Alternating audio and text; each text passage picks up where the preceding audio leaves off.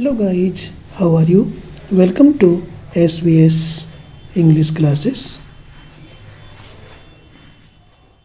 अखिल भारतीय संस्कृति ज्ञान परीक्षा पर आधारित बहुविकल्पीय प्रश्न।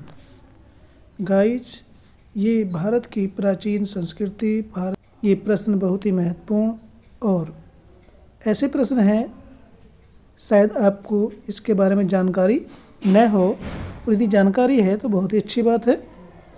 तो आइए शुरू करते हैं। क्वेश्चन नंबर 1, गंगा द्वार, मोक्ष द्वार और हरिद्वार के साथ इसका प्राचीन नाम है।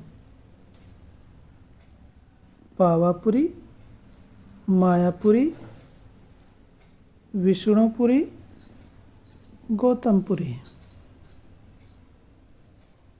तो इन चार विकल्पों में से सही है बी, मायापुरी। नंबर 2, कंबोडिया के अंकोरयोम नामक नगर का प्राचीन नाम था। ए, मुरुगन, बी, अंकोरवाट, सी, यशोधरपुर, डी, प्राम्बनन। तो अंकोरयोम जैसा कि ये शब्द है, इसके अनुसार तो अंकोरवाट होना चाहिए, लेकिन इसका सही विकल्प होगा सी, यशोधरपुर।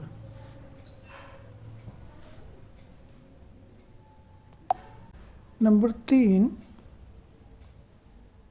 संयुक्त राष्ट्र संघ ने किस वेद को विश्व का प्राचीनतम ग्रंथ घोषित किया है।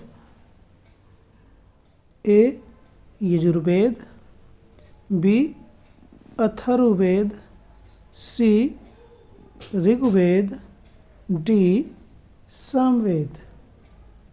तो संयुक्त राष्ट्र संघ ने इन चार वेदों में से ऋग्वेद को सबसे प्राचीनतम ग्रंथ घोषित किया है। प्रश्न नंबर 4, द्वादश ज्योतिर्लिंगों में से एक त्र्यंबकेश्वर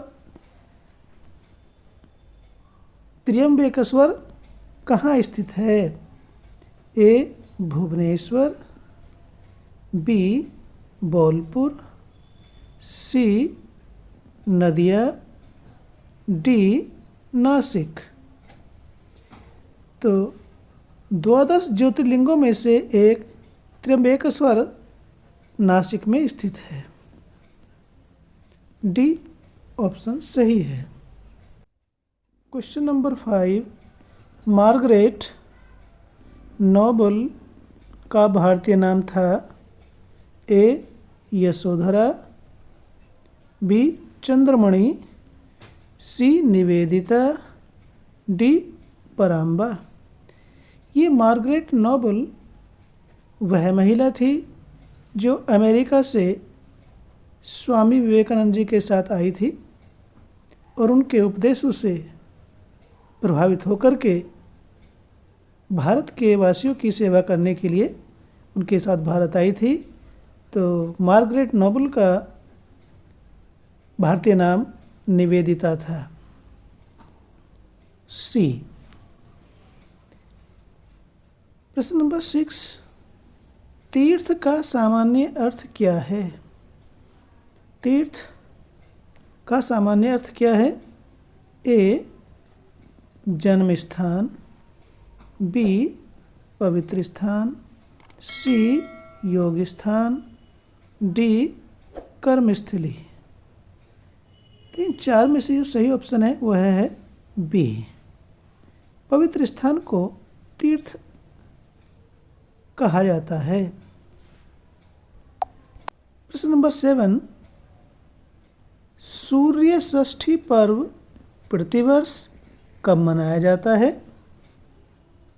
ए, माघ षष्ठी को, बी, मकर षष्ठी को, सी, कार्तिक शुक्ल षष्ठी को, डी माघ कृष्ण षष्ठी को। तो इनमें से जो सही ऑप्शन है वह है कार्तिक शुक्ल षष्ठी, सी।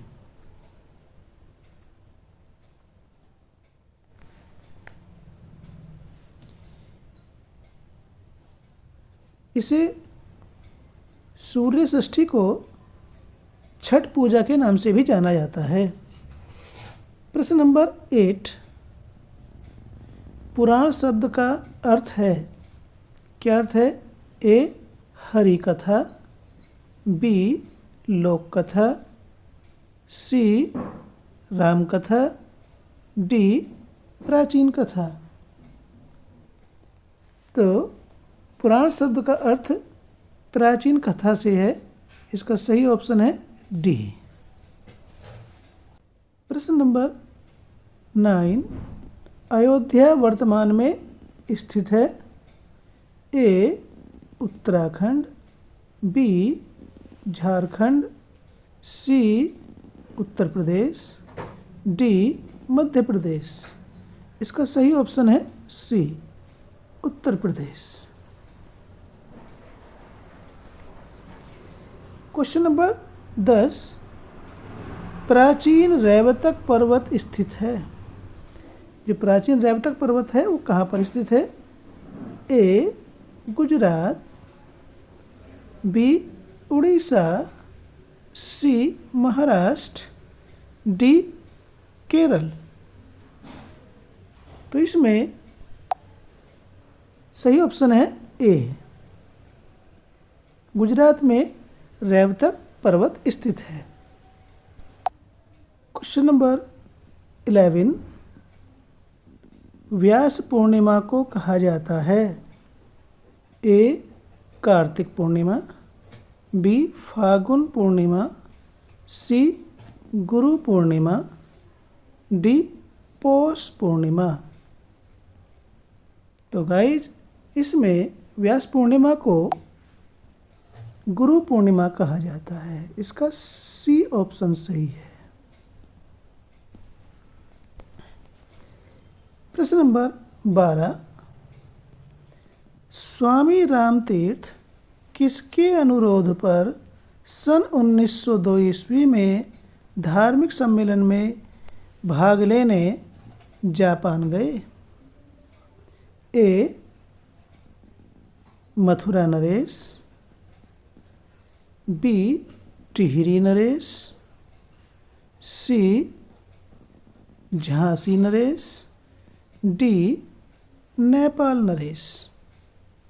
तो इसमें सही ऑप्शन है बी टिहरी नरेश।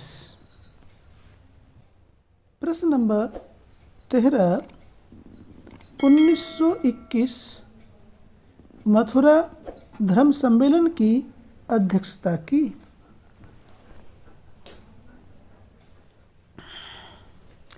ए स्वामी रामतीर्थ, बी स्वामी विवेकानंद, सी स्वामी दयानंद सरस्वती, डी स्वामी सच्चिदानंद। इसका सही ऑप्शन है स्वामी राम तीर्थ, ए। क्वेश्चन नंबर 14, सौर मास गणना के आधार पर मनाया जाता है? ए होली, बी दीपावली, सी मकर संक्रांति, डी रक्षाबंधन। तो इसका सही ऑप्शन है सी, मकर संक्रांति को सौर मास गणना के आधार पर मनाया जाता है। प्रश्न नंबर 15, 1975 मंत्र वाले इस वेद में कर्मकांड तथा अनेक प्रकार की यज्ञों का वर्णन है? ए ऋग्वेद, बी सामवेद, सी यजुर्वेद, डी अथर्ववेद। तो इसमें सही ऑप्शन है यजुर्वेद, सी। नंबर 16, हिंदी माह के अंतिम महीने का नाम लिखिए या बताइए। ए चैत्र, बी बैसाख, सी फागुन, डी ज्येष्ठ। तो हिंदी माह के अंतिम महीने का नाम फागुन होता है। सी ऑप्शन सही है। प्रश्न नंबर 17, स्वामी भारती कृष्ण तीर्थ ने किसके आधार पर गणितीय पद्धति प्रस्तुत की? ए वेद, बी पुराण, सी उपनिषद, डी शास्त्र। तो इन चार में से जो सही ऑप्शन है वह ए है। स्वामी भारती कृष्ण तीर्थ ने गणितीय पद्धति की प्रस्तुति वेद के आधार पर की। प्रश्न नंबर 18, किसके प्रयत्नों के परिणाम स्वरूप विवेकानंद शिला स्मारक राष्ट्र को समर्पित हुआ? ए गांधी जी, बी नेहरू जी, सी एकनाथ रानाडे, डी मोरारजी। तो इनका इसमें से सही ऑप्शन है सी एकनाथ रानाडे जी के द्वारा विवेकानंद शिला स्मारक राष्ट्र को समर्पित हुआ।